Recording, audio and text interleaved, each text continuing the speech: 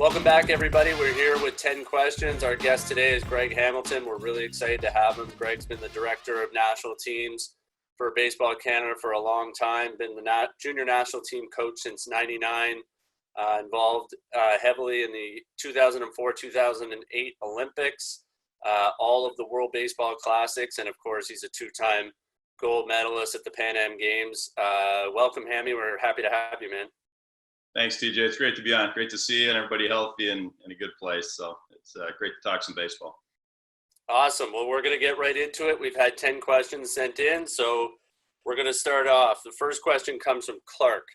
Do you have a favorite player that you've coached over the years on either the junior national team or men's national team? What made them so great to coach? Tough question as to favorite. I don't necessarily have a favorite. I've been really fortunate to be involved with some wonderful people, with some motivated and dedicated and committed athletes, players with super talent, as evidenced by where they've gone and the successes they've had on and off the field. So I wouldn't have a favorite in terms of personality or character, but there is an individual that stands out for just his overall talent and a baseball demeanor that works really well with the talent, and that's Adam Lowen. I think, arguably, from my perspective, the most talented high school player I've ever been in contact with in our country, the United States, globally. I've never seen a better when you put it all together in high school. I mean, Adam, he just did everything easy on the field, and I don't say that disrespectfully along the lines that he didn't respect his talent, but the game came easy to him. He was incredibly athletic. His arm worked. All the tools that you look for were there, and not too many times do you see a player, get drafted 4th overall, get to the big leagues in 3 years, and notwithstanding the health challenges, succeed and then go back and reinvent himself as a position player and a hitter, and get back to the big leagues as an outfielder, and then go back again as a relief pitcher. So the things Adam did on the field, the makeup and character that he had, which allowed him to, I say recalibrate and reload and go back down to the lower levels of minor leagues and fit in, and be a teammate. And those that knew him, and I know you did, TJ, you would know why he was able to do that. I mean, coming from a big league lifestyle to go back down to the lowest levels of the game and start all over again at a different position and learn, the hitting piece again and be able to fit in and not separate yourself from teammates who would begrudge you if you did. He just had the makeup and character to go with the talent too. And easy guy to coach, easy guy to be around, a great teammate, and just a tremendous, tremendous talent that made the game look so easy in all facets. All right, Hammy, next question comes from Campbell. Obviously, the U.S. and Cuba is kind of looked upon as the two powers. Where in your mind is Baseball Canada, and just where do we measure up, and what is the process that goes into developing youth and getting, becoming one of those worldly powers?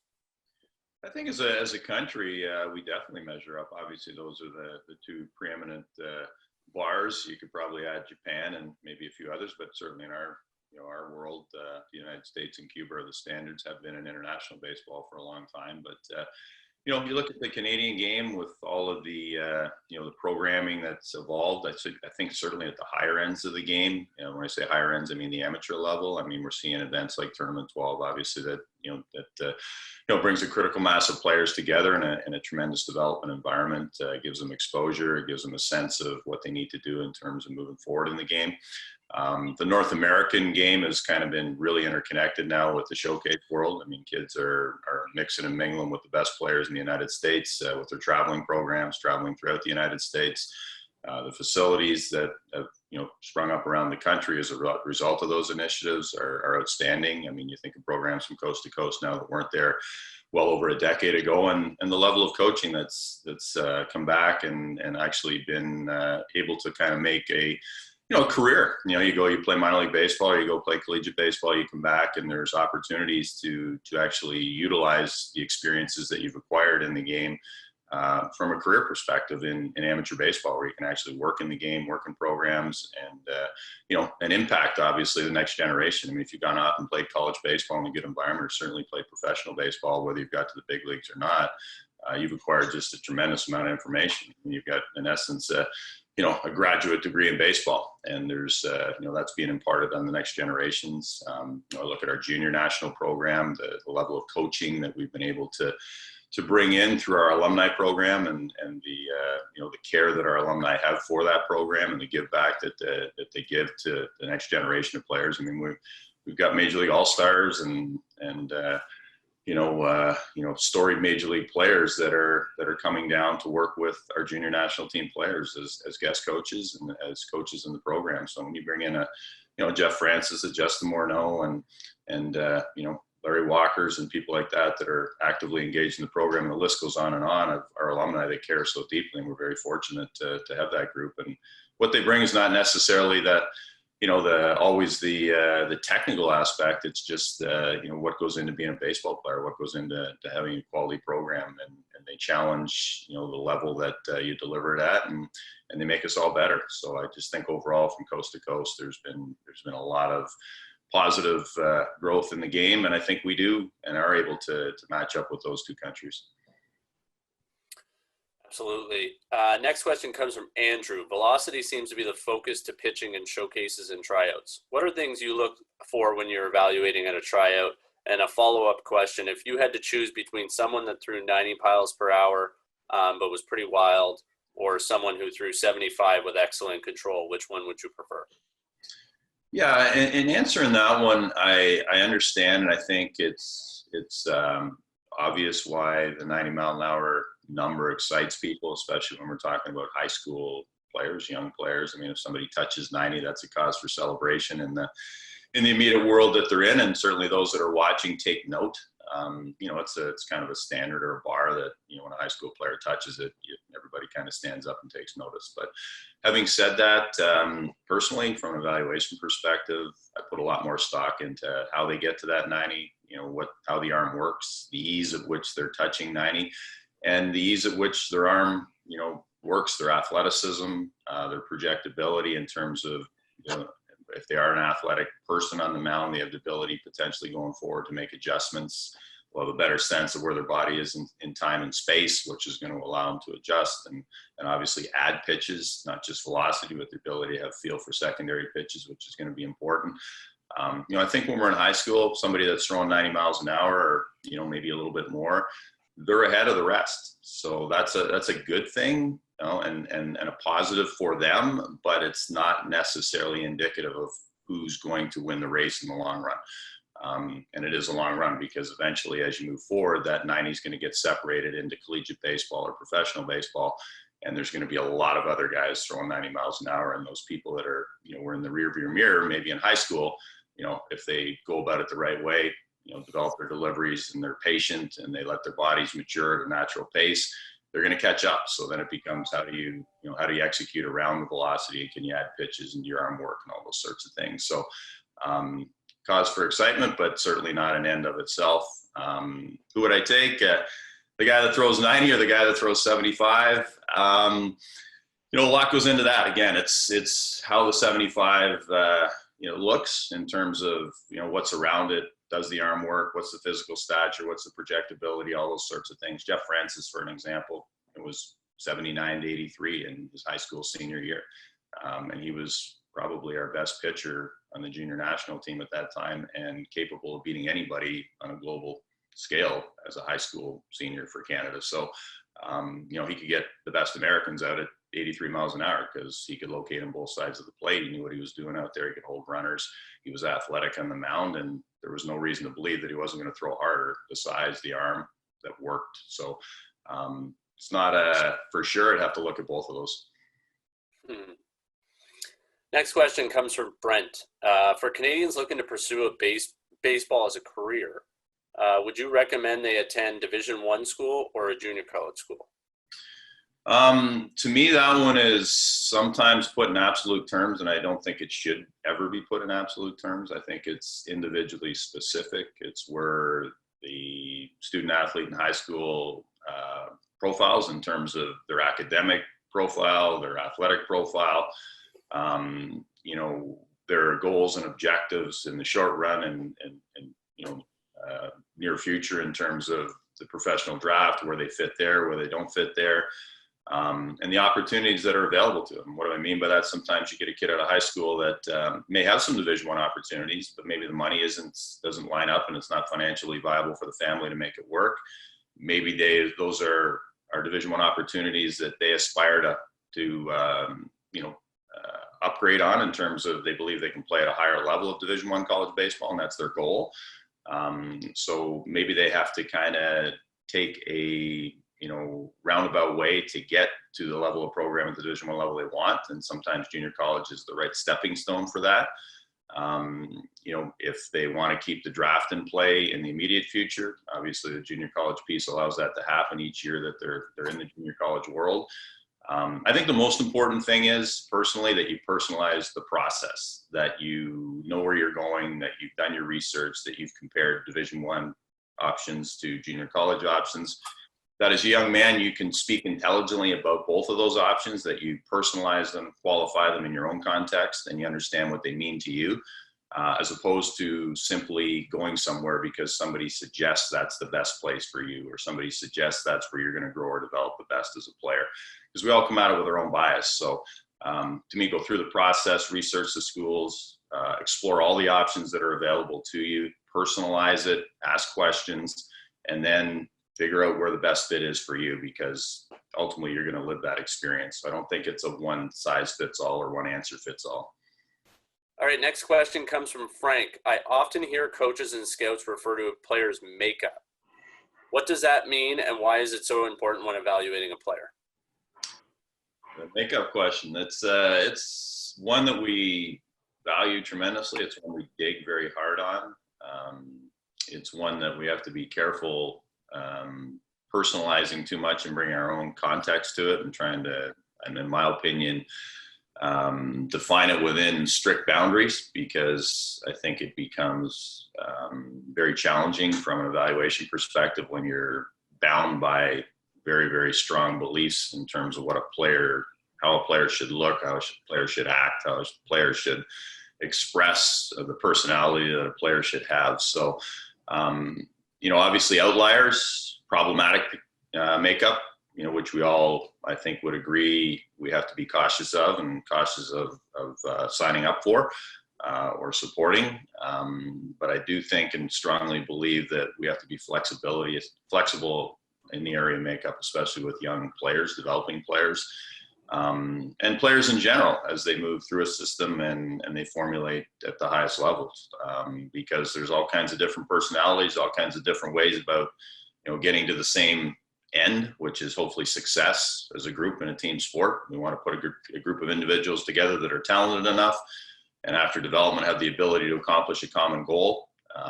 How they go about doing that as individuals within that team framework, again, unless they're outliers that are taken away from the ability of the group to succeed, then I think we have to be flexible. And I think when we evaluate talent, we need to be flexible. One of the biggest things to me on makeup and development is defining or determining whether a player's makeup, his character, his characteristics get in the way of his development.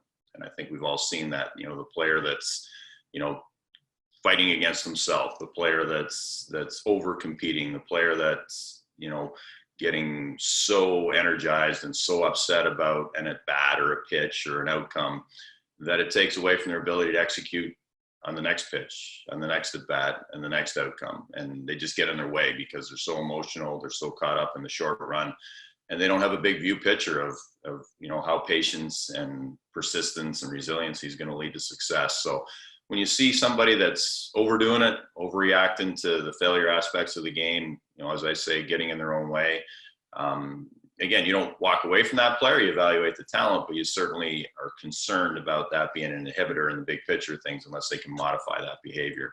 By the same standpoint, you run into players that need a little bit more push, a little bit more passion, a little bit more enthusiasm, because we all know as we separate them from their comfort zones where they're having success, where it may be easy because physically they're better than the competition, that's going to change when we bring them into the next world, and they're going to deal with adversity and the challenges of development. And if they're not committed to their craft, they're not truly passionate about it, it's not truly, something that they want and are prepared to do day in and day out in order to accomplish, then you have concerns about the drive. You have concerns about the makeup and the context of, are they willing to put in the work they need to put in over a long period of time?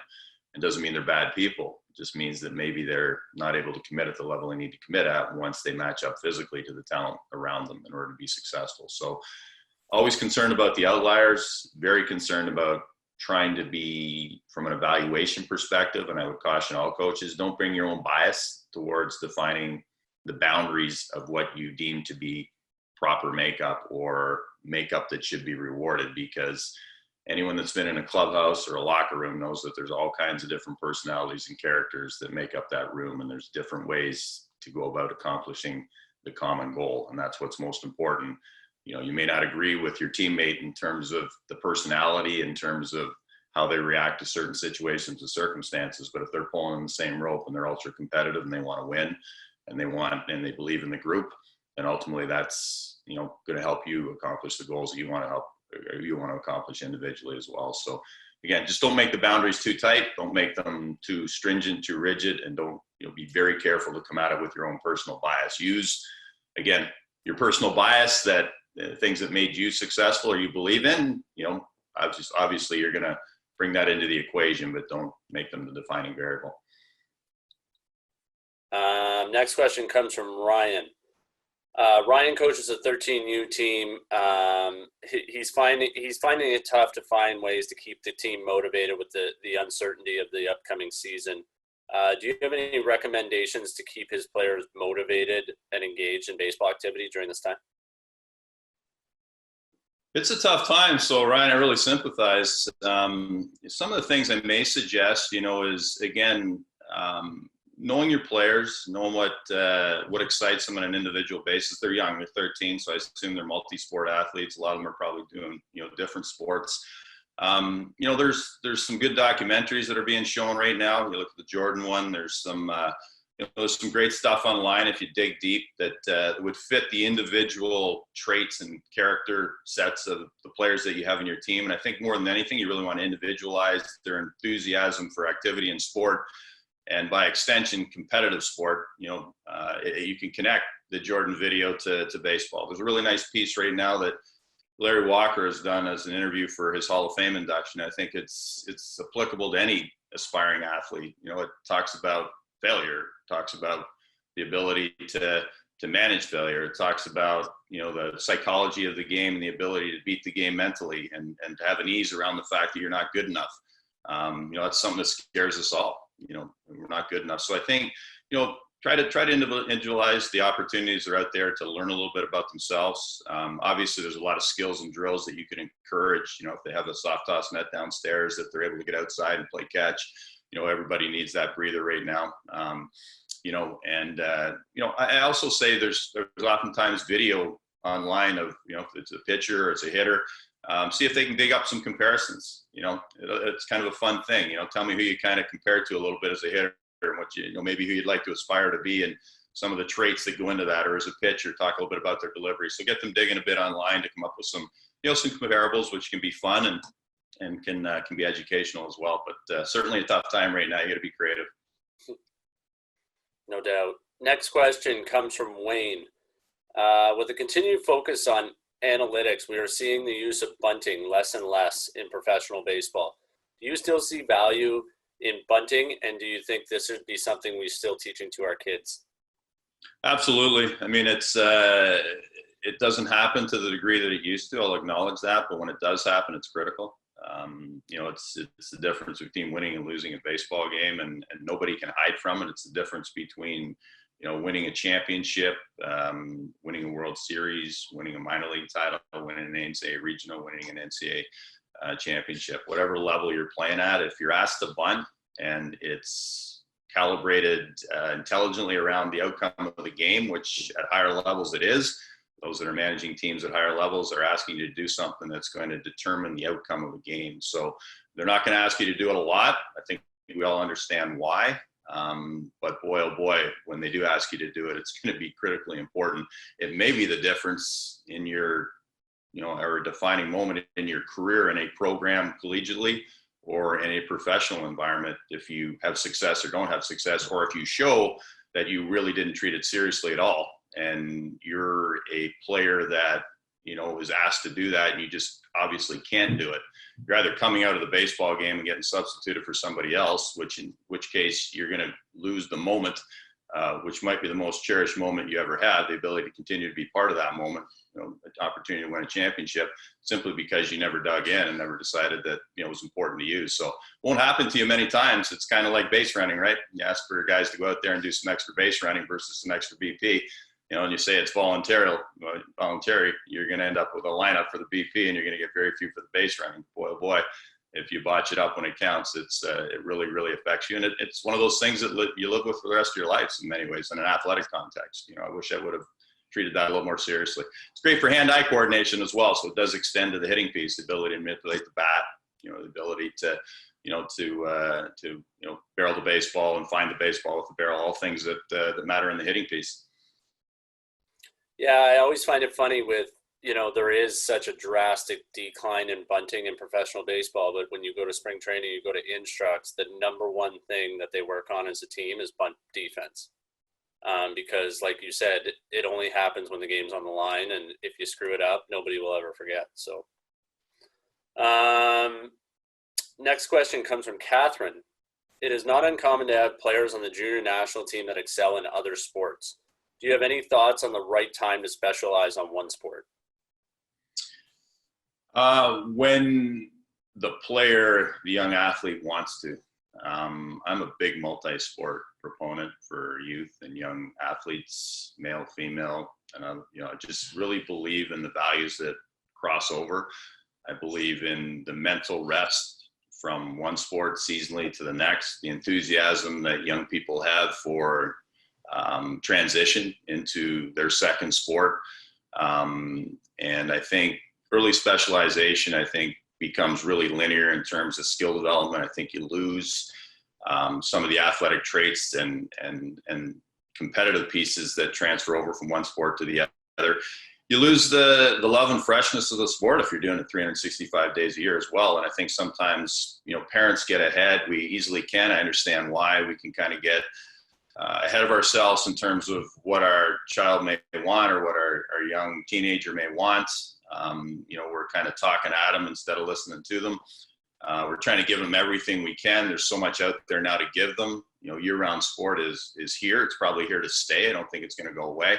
But again, I think it's when the young athlete, young child shows you that they want something, in isolation to everything else, and this is what they want to do. And I think you challenge the dialogue even then, because they're going to have external influences. They're going to try to be convincing them that they need 12 months a year in order to succeed after high school. I think they need 12 months a year after high school in some form or fashion. And obviously there's breaks in there, but I think they need a 12-month focus on their particular sport, unless they're Deion Sanders or somebody that's just crazy athletic. Maybe in our world to a little lesser degree, a Luke Wilson or somebody like that. But through high school, to me, I always look at it this way. If you're not good enough to play the national sport after high school, after having played half of the year in a good, structured, competitive hockey environment with quality coaching, the extra 3 months in the summertime, I don't think it's going to be a big difference maker. And if you're not good enough to be a baseball player after high school, after 5 or 6 months of baseball in a good structured environment with good coaching and good messaging, then, maybe it's not meant to be, and that's okay. Maybe it's not meant to be at the level that the all-in year-round mindset equates to. And that, to me, can only equate to the promised land, that you're going somewhere incredibly special after high school, whether it be the major leagues or a top-level Division I program. So for me, the balance, I think, is really important. The athletic lessons that you learn in clubhouses versus locker rooms, they transfer over.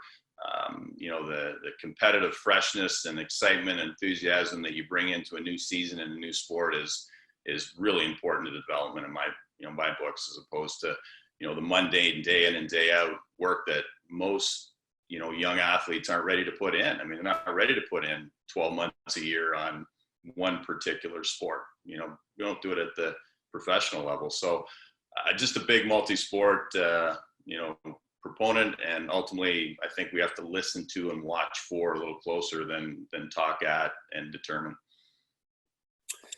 Awesome. Second last question. William is asking, do you have any book recommendations for coach or documentaries that you've seen over the years? Is there something that sticks out that, you think might help a coach? Yeah, one of my favorite actually at Timeless for me, it's called Pitching Around Fidel. I guess I'm a little biased because I've had a lot of time in the international game, and there was a time through the 80s and the 90s, and even predating me earlier than that, where the Cuban baseball program was just phenomenal. You compare it to the Soviet Red Army in the sport of hockey, and you played the Cubans in international baseball, whether it was at the high school level, the junior national team level. You played them with our senior national team players, and I mean their compete level, their talent level, their way of playing the game, their passion for what was across their jerseys and their chests, they approached it like it was just all in, all inclusive, and they're passionate about their game. We all have our game, the Canadian baseball game, the U.S. game, the international game, but they had their Cuban game. And the book was an in-depth look at the Cuban sporting system, and it broke out the boxing piece, the baseball piece, the track and field piece, sports they really excelled at. And I think it's a really good look for anybody, because they exceeded and excelled at such a high level with so little. We would qualify it as so little. I mean, if you looked at the training facilities that they had, and we've been down a lot of times, if you looked at the balls that they could use in baseball, if you looked at their gloves, if you looked at the supporting quality of environment around the development piece, they didn't have anything that was fancy, but they really, really focused on what mattered. They really, really dug in on what mattered, which is, we all know, reps and quality reps and compete level and passion and enthusiasm and genuine love to play with, to be engaged in what you're doing. I think sometimes now one of the dangers is if we're forcing the development curve, if we're giving them too much too early, we're defining for them in a lot of ways what they want, and we're not letting them, dig in and be passionate about what they truly want. And boy, oh boy, when you're all in on something, and when you approach it like there's nothing else that truly matters to you in the moment, and you can then take that individual desire and passion and program it into a collective, whether it be the Toronto Blue Jays or the Cuban national team, or boy, you get something special. You get something incredibly special, and that's kind of what I took away from it. It's pretty neat to see, and we all have sort of things that get in our way as people in terms of what we want to accomplish. But boy, when you can unite and you can kind of really figure it out in that context, I'm a big believer in the human element in development. Not the sort of defined nature of one way of doing things. It's figuring out what makes the human element so compelling, what makes an individual so passionate, trying to get them to understand that that's a huge part of what they're going to be successfully, and then try to link that to a team and the development concepts so that everybody buys in. They can buy in for their own individual reasons. That's okay, because we all have it, but you've got to kind of attach that to something that everybody cares deeply about. And I think, they have that. We've been fortunate with our national program to try to create some of that, maybe copy some of that. Everybody copies things around the world, but boy, it's special when you're part of it, when you feel it, and it's special when you can have an individual role in something that's so rewarding collectively. Yeah, awesome. Last question. I'm going to ask the last question, Hammy. So I've obviously seen this firsthand, being guest coach with the junior national team, but a lot of times for a lot of those kids with the junior national team, it's their first time they've failed. It's the first time they've struggled when they start facing those pro pitching down in Florida, or they go down to the Dominican. I've seen you do this, but I want you to share. What do you say to a kid the first time he's failing at something? Like, how do you speak to him? It's easy to talk to a player when everything's going good, but what do you say when that first time he struggled to keep him going? I try to personalize it. I really believe teaching and coaching and development is a personalized process, and you have to know who you're talking to before you talk to them. I mean, you can talk to a group in a general sense. We can all do that. But I think the true connection comes individually within that group. So to that question, you have to know the background. You have to know where the perspective has been fostered. You have to know why the reaction will be so deep or so severe, or why the reaction will be so peripheral for somebody that may be trying to hide it. You know, they may be struggling miserably, but they're trying not to show it. They're hiding behind a tough outer veneer. And a lot of that relates to kind of where they've come from, the environment that they were nurtured and grew in, and their family environment and their background and what's going on in their lives. You know, and I think you have to be able to connect individually before you kind of go in there and put your arm around somebody and say, hey, look, you know, it's okay. You're here for a reason. You have talent, but I think within that context, then you have to obviously give them something that they can hang on to, something that they can identify with. I mean, it's okay. You're going to throw 95 tomorrow is not something they can hang on to. It's okay. You know, your arm works really well. You know, you're an athlete on the mound. You've got the ability to make adjustments. Don't worry about the things that you can't do that are quantifiable right now. Okay, work on the process and work on the strengths and the things that you have that are going to make you successful. It's okay to fail. It's okay to cry. It's okay to feel that maybe you're not going to achieve at the level that you dream of achieving, you aspire to achieve. You're going to be successful. You're successful just by being here. You know, don't feel that you're letting your parents down. Don't feel that you're embarrassed, you're letting others down. And give them the things that they can do relative to their peer group in the environment, the things that they can do and will be able to do successfully if they focus on those things, and let them know that it's okay, and give them examples of players that have kind of walked that same journey that aren't as tough as maybe they are perceived to be now, because they didn't have that benefit of the experiences that they're going through. They didn't have the ability to kind of have that perspective and realize that it's okay. And that, you know, and again, I think it's knowing the individual, it's knowing the person, it's personalizing the development process. It's, you know, it's letting them know that they did fail. You know what, you weren't good today. I mean, you were not good, but that's okay. That's okay, because you're not going to be good tomorrow sometimes too. There's going to be lots of days. And, you know, yeah, that error was costly. That error hurt. You know, we were trying to be successful as a group. I know you wanted it. I know the team. Yeah. You let your teammates down in that context, but you didn't let them down. You were competing. That happens. It's going to happen again. You know, the things that, you know, that define realism, because to tell them it's okay and it doesn't matter, and you didn't let anybody down and nobody else really, you know, that insinuates that nobody felt that way around them. And you know, a lot of people do feel that way when there's failure and somebody hasn't got it done out there, and it's a team game. But then you package that within the context of a team game and let them know that, hey, you know, if you handle these things in the right way and you get out of the way of your pride and you get out of the way of the embarrassment of the failure and you acknowledge it and you accept it, hey, you're going to be better individually and you're going to be more respected as a teammate. Hammy, I can't thank you enough for doing this, man. It's been awesome. You know, you know, I can speak for myself, but I know I'm speaking for so many, for how many lives you've affected across this country and the baseball community with all your hard work and dedication. We appreciate it. We appreciate you, and I hope you stay safe, and hopefully we'll see you out in the ball field soon. Thanks, TJ. I think we all want to see each other out in the ball field. So be safe, and all the best, Dave. We'll be back in touch.